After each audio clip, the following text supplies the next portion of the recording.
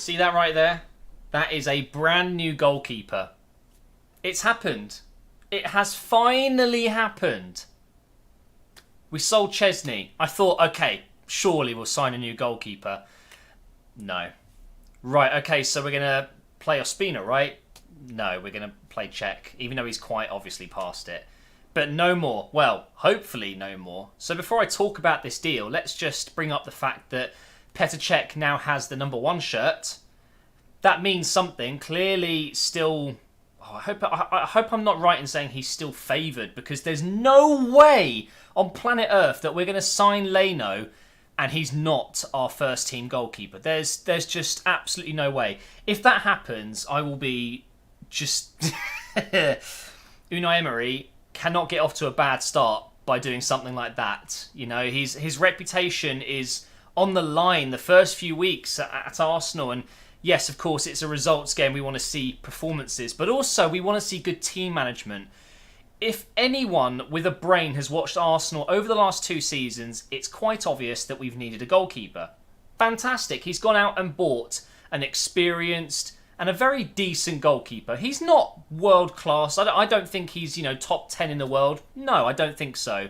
But he's very safe. I think he's obviously made a few mistakes here and there, but what keeper hasn't? He's been a number 1 goalkeeper in the Bundesliga at Bayer Leverkusen for, I think, 7 seasons he's been there.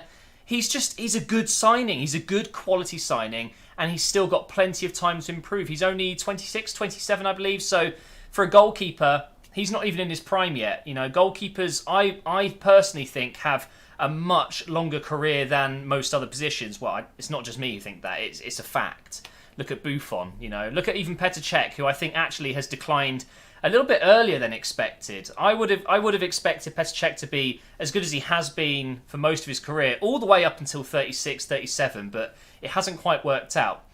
So the reputation for Unai Emery here is to get it right, not only bringing a keeper in, but playing him, okay?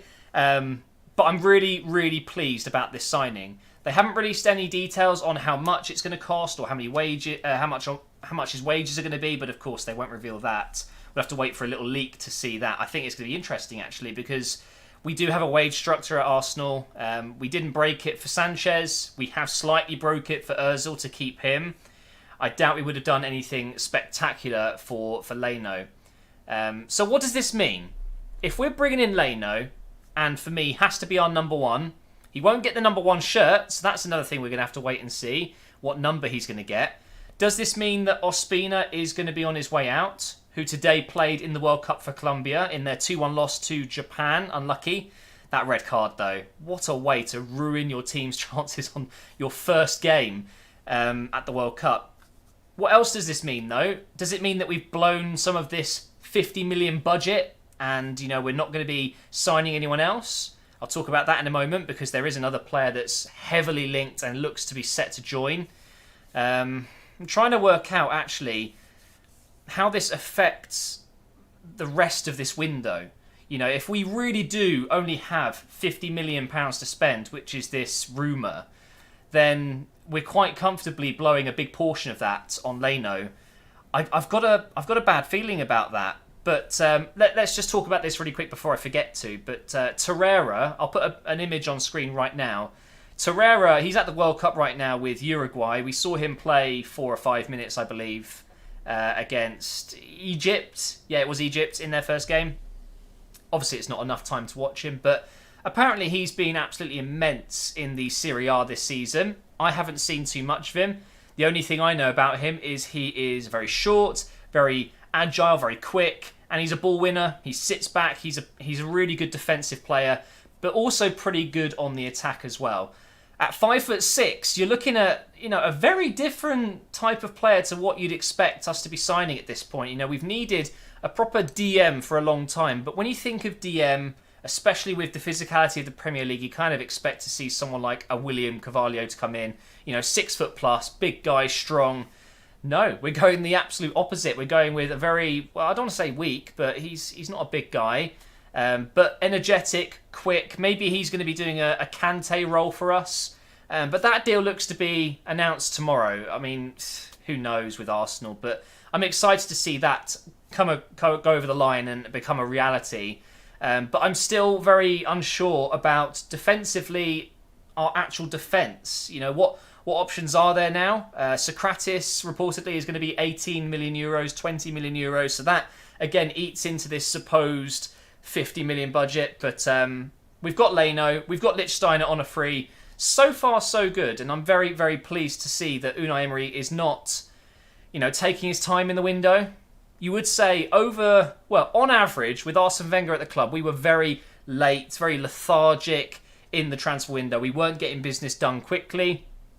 Sort of changed that, I'd say, in the last few seasons, which is a good thing. It's stressful, isn't it, being an Arsenal fan and knowing what you need, but we're not dabbing into the transfer market, and players are going to other clubs when they should be making a move. It's very frustrating, but it's good to see, and it's refreshing that we're getting in the market nice and early here. I really don't know how much Leno's going to cost us. Some people are saying around 25 million. I'm not too sure, so I'm not even going to comment on that. But we need to make sure that we're not finished here. We're not stopping here. Socrates, I'm pretty sure, is still going to be announced. We're raiding the Bundesliga, clearly. And hopefully Torreira announced as well. So that's a midfielder and a centre-back. I mean, we're pretty much there, aren't we? I still believe we need another centre-back. We're linked with Soyuncu, however you say his name, another player from Bundesliga there. He looks very good. Freiburg, centre-back, plays on the left side where Koscielny plays for us at the moment. On his way out of the club, I would say. The next few years he's not going to be good enough. He's going to be a relatively cheap bargain. So, I'm excited by this. I really am. But let's talk about Leno as a player, as a goalkeeper. A lot of people, when I tweeted out that this deal's gone through and that I'm excited by it, everyone, pretty much, it felt like anyway, said that, he's Karius 2.0. He's not that good. Okay, he's 85 rated in FIFA. That's the only reason people like him and think he's good. I would like to disagree, actually. I feel like Leno is a much, much better goalkeeper than people are giving him credit for. It's not easy to be a number one goalkeeper at a club for so many years in a row. A club like Bayer Leverkusen, they may not be winning the Champions League or the Bundesliga every year, but they're certainly up there, one of the better squads in Germany, and he has been a very, very solid goalkeeper. Every goalkeeper makes mistakes. He's made mistakes, there's no doubt about it, but so has Petr Cech, so has Ospina, so has Karius in the Champions League final, so has De Gea. De Gea at the World Cup made a massive mistake. It happens. It's just awful for a goalkeeper because everyone remembers it. But what I see in Leno is, as I said earlier, someone that's about to go into his prime. The next few seasons, he will be at his best. We have a German international, a solid, safe goalkeeper. He's very athletic, he's smart, he's good with his feet, he makes good decisions, and he will bring consistency as long as we play him. Petr Cech getting the number one shirt does not automatically mean he is in the first team. It does mean something, though. Clearly, Unai Emery doesn't think Cech is done. Maybe he doesn't like Ospina. Maybe he thinks we need 3 goalkeepers. I don't see that happening. I think this does mean one of them has to go, Ospina or Cech. But with Cech getting the number one shirt, that to me says that he will be, along with Ospina, I'm so used to saying his name, along with Leno, our 2 goalkeepers. We have Matt Macy as a third option, and I'm pretty sure Ospina will be sold. And we'll probably get 5-10 million for him, which would be a travesty. He's much better than everyone says. He made some great saves today against Japan. And without a doubt, we'd be losing a good goalkeeper. But Leno, like I said, it's just a solid choice. And I feel like it's about time that we can celebrate as Arsenal fans that we've actually bought a goalkeeper. Letting go of Chesney to Juventus still stings. He made a mistake today, in fairness, for Poland. Well, him and the defender, to let Senegal through and basically finish the game off. But I look at Chesney at Juventus and I see that deal going through, 11 million euros or whatever it was. This is a player that we've had go through the ranks at Arsenal. We had him for so long. Was just getting good. And then we sell him to Juventus. Sure, if he goes to Norwich for 5 million, it's like, oh wait, well clearly he's not quality enough, is he? But to be Buffon's backup at Juventus, the biggest club in Italy, one of the biggest clubs of all time in European football, that just wasn't right. And I'm not sure if it was down to his ability, it was more about his attitude. But letting him go and keeping Cech and Ospina seemed like an odd choice to a lot of Arsenal fans, not just me. But now finally we can kind of put that to the side. Let's have Cech for one more season, 2 more seasons to almost be a teacher, you know, an influence on Leno, who already, in my opinion, is a better goalkeeper than Cech at current times. I think that we should be starting Leno 100% and Cech can be the backup. But more than that, Cech is great in the changing rooms. He's, you know, captain material. He's a leader, isn't he? He's won so many titles and trophies. He's a legend at Chelsea. He's a legend for his country.